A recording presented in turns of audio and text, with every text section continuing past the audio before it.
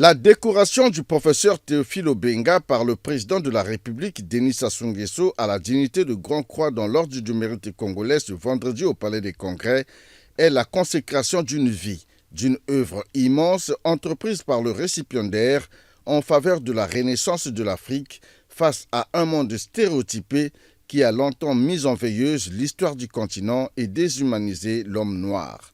Aux côtés des autres érudits comme Cheikh Anta Diop, Théophile Obenga a fortement contribué à la valorisation de l'Africain, de sa culture et donné à l'Afrique sa place dans la civilisation de l'universel. Il a également, comme l'illustrent ses nombreux travaux de recherche, porté haut les couleurs du Congo sur la scène internationale.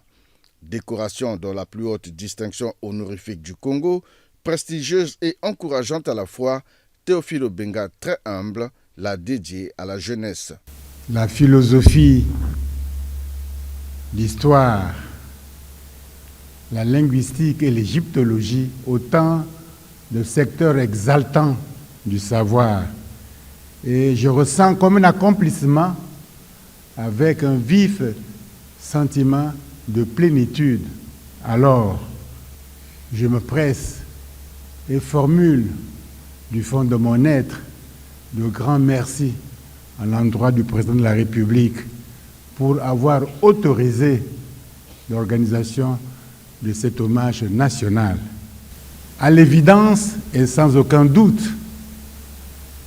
la jeunesse congolaise, la jeunesse africaine a vivement besoin de modèles exaltants.